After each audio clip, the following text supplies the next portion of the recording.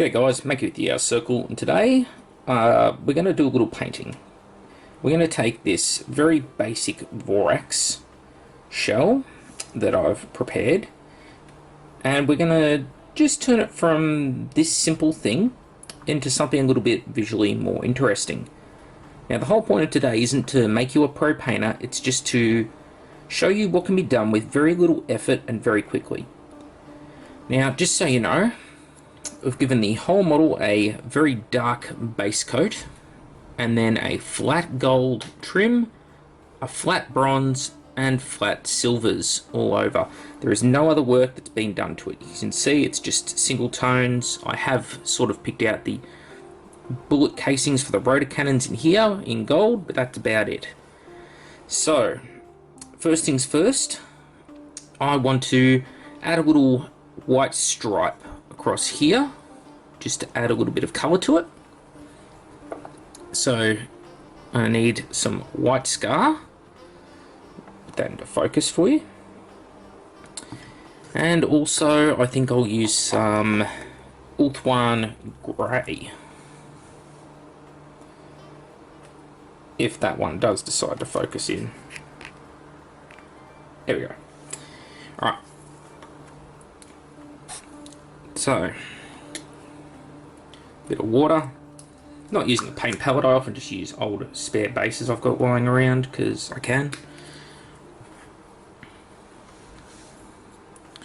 You'll notice I'm actually using quite a thick brush today. So it doesn't need to be a really thin, clean, amazing brand of brush. All I'm doing is putting on this nice thin grey layer as a guide for later when I use the thinner brush.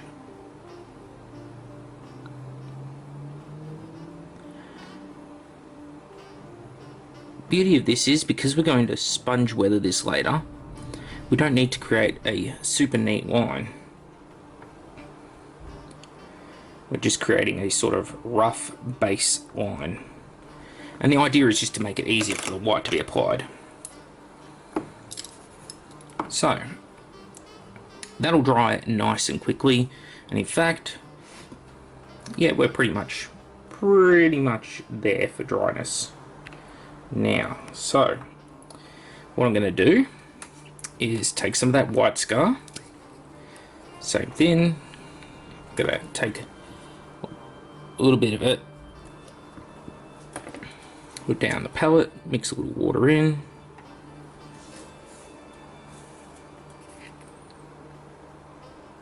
Now forgive me, it might not be the straightest of lines because I am trying to paint around a camera.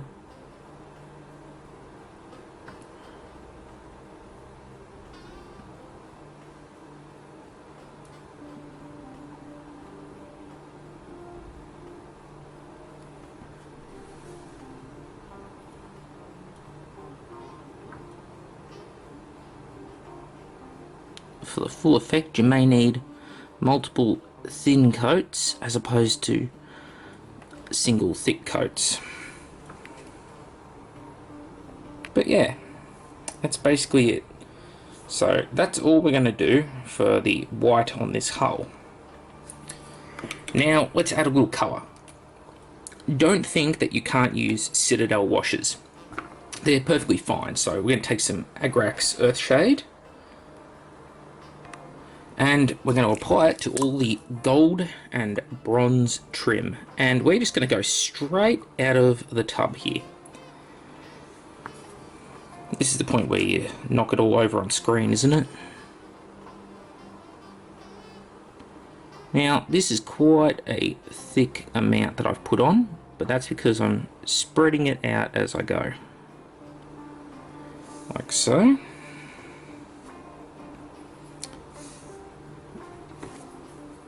Take a bit more,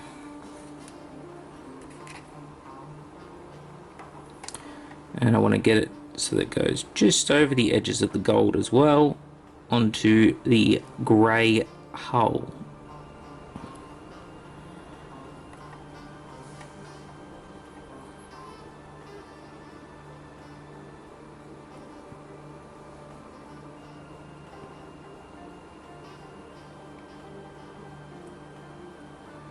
like so. And that is to bring out our gold, give it a little bit of depth, as it were. So I'm going to apply a little more around the other bits of gold trim on it. So let's go around here. Doesn't matter if it's messy. It's all going to add depth. Like so. Let's add a little bit into the recesses here. This is the one spot where you don't want to go too strong. If you do go too strong, obviously you risk the pigment separating out and you get sort of like a white misty thing going on inside. And again, don't mind if a little brown gets over the edges, because it's going to add to the old used effect, the old used look.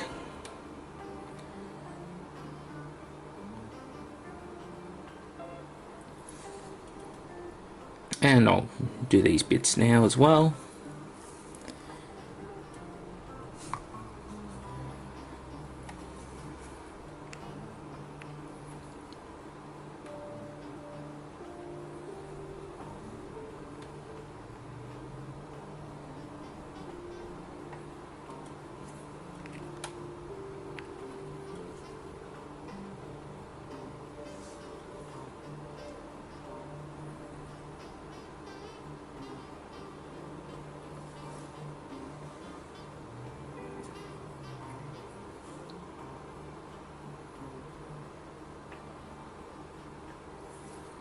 So who thinks they can't do what I've just done on that gold?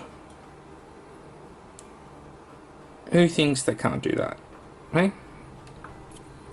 Let me just wet brush a little bit of that excess off there. It's really easy. So I'm going to go ahead and do a brown wash over these bronze areas and a black Nuln Oil wash over the silver ones, and we'll be right back. Alright, so now that's been done all over, and you can see we've already got a lot more depth than when we started. May not be readily apparent, but if you go back to the start of the video and compare the two, yeah, you'll see it. So what do we do from here? Well, first thing I want to do is use a bit of the Nilaka oxide, and we're going to wash that into the bronze areas around here. Now, if you use this stuff straight out of the jar, it's pretty strong stuff. So I'm going to put a bit of water onto our palette. I'm going to add some to the palette and mix the two together just at the edge. Now, this thins it right down, so it's going to be nowhere near as strong. I want to wash it around these areas here, around the cog, around these little balls. I don't want to do it all over. I don't want the patina all over. Like so, maybe into that little recess there. And I go, oh, maybe I put a little much in there, so I just wet the brush down and just dab it and take some out. Make sure I get into all the places I want it.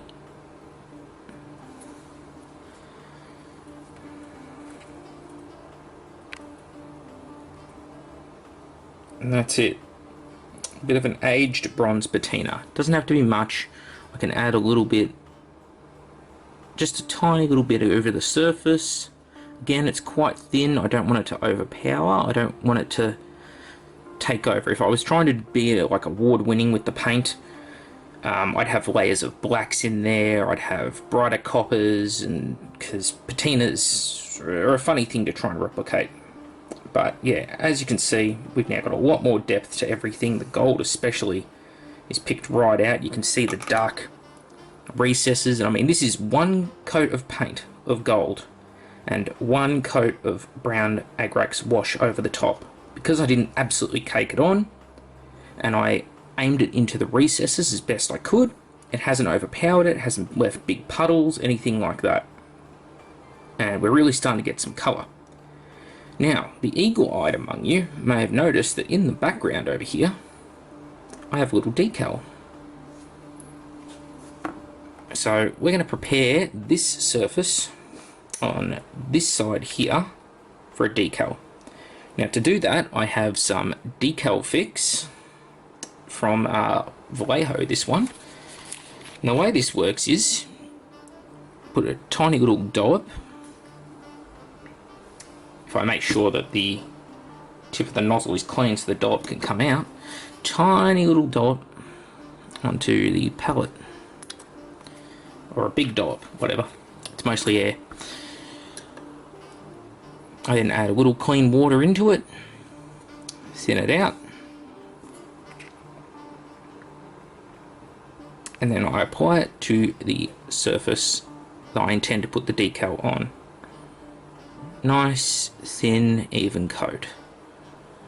What this will do is create a good bonding surface for the decal to stick to, and it will dry dull and clear, so it's not going to stay glossy, guys. That will actually dry really quickly. It's very much like a PVA. So another thing I'm going to need is some of this microsol. This stuff will be a decal thinner. So you notice often when you place a decal onto a surface, you get sort of like a really obvious strong edge to it, that kind of thing, and it doesn't morph to curved surfaces or around corners very well. Well, the decal thinner sort of eats away at it and decays the decal. Now, the downside of it is, once it's on there, you can't mess around with the decal too much because it'll tear apart, fall apart on you. So you've got to act quickly and get it exactly where you want it pretty quickly on. I usually do it by wetting down the decal in water like I have in the background, applying it with a fine pair of tweezers, and then I brush the microsol over the top of it. If you see a little bit of a wrinkle to it, that means that it's done its job, that it's crumpled it right up, and you can just very thinly, with a slightly moist brush, wet it down, spread it out nicely, and it'll bend to curved surfaces, that kind of thing. So I'm going to take that decal on my tweezers, and I'm going to place it onto the surface. This is from the 40K Mechanicum decal sheet. Now, the previously dried decal fixer becomes wet again thanks to the water on the decal itself.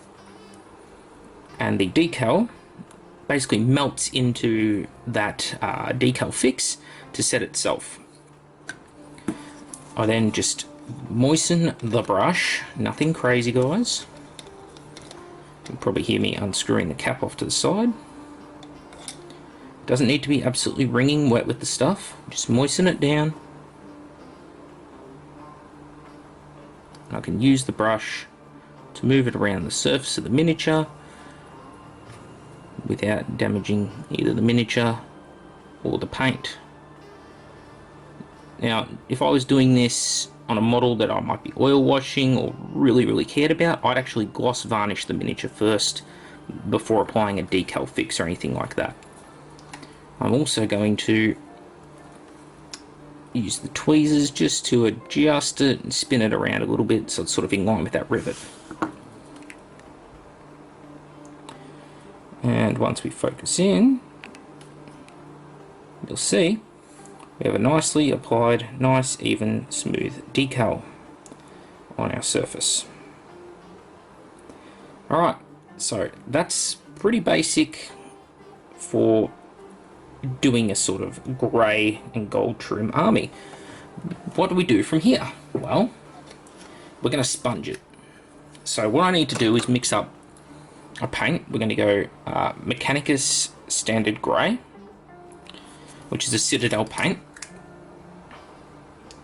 And it's actually a tiny bit darker if I sort of pick the two up. Remember that paints always dry a little bit brighter. It's a tiny bit darker than the actual grey I've used, which is fine though because it's going to be going over those white areas. So I'm just going to apply some onto a palette, get my nice small little bit of sponge here. This is a pretty soft sponge. It's not like a strong acoustic sponge or anything like that. I'm going to run it through that grey. And I am going to run it onto that surface and dab it down. Doesn't need to be crazy. And the idea is I just want to make it look a little bit worn, a little bit used. Cool. Now I'm going to take a bit of Abaddon Black, or Abaddon Black, however you want to pronounce it, and I'm going to combine that with some standard Mechanicus grey. Just a tiny bit on the palette. Looks like there's a lot more than there is. It's probably about a 1:3 ratio. Mix them in together. So the idea is I've got my base colour, which is a grey. I'm using that same base colour to sponge over the decals and the white that I've done. So this is the grey base colour. I could do the same thing with a red or a blue. So if this was an Ultramarines blue miniature with white stripes, same thing, I'd use Ultramarines blue sponged over the top, maybe a touch darkened with a little bit of black because the white will lighten it, and it will give the appearance of chipping and damage to that stripe. Now what I'm going to do is darken it up further, and I'm going to sponge around this model, especially towards the edges, just to try and add that little bit of depth, like we've got damaged paint and such.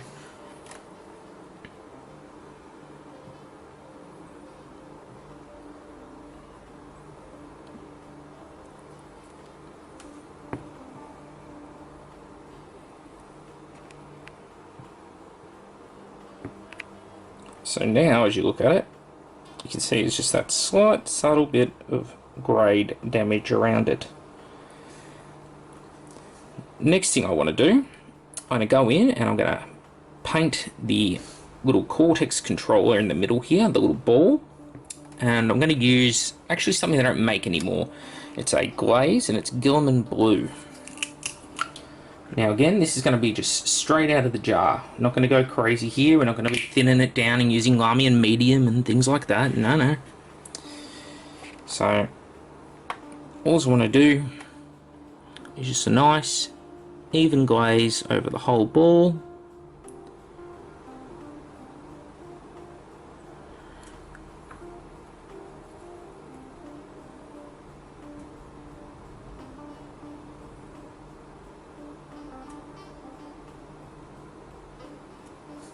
Like so. Nothing crazy. I wanted to go onto the cables a little bit around the cables.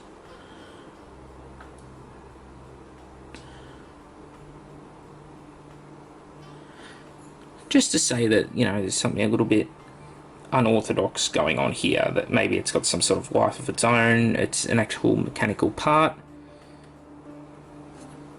And that's really all there is to it.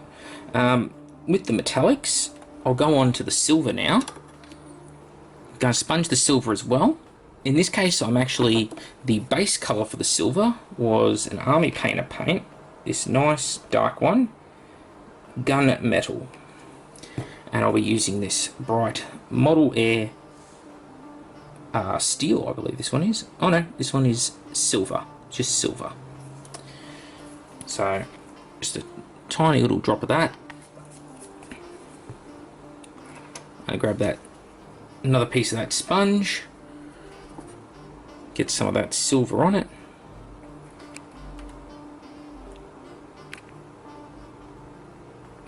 Then we're going to come and we're going to just apply it around the sort of ammo cabling area.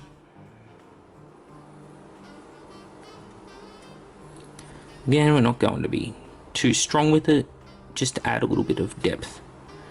And that's it. That's all there is to it. Now obviously this is zoomed right in, you can tell from the size of my fingers, but when you're looking at this thing on the tabletop, it's going to be nowhere near as crazy. What I've done here is replicate the same style used over at Forge World on their Domitar, and it was really that quick. So I hope you guys all enjoyed it, enjoyed another quick tutorial. Thanks all for watching, and I'll see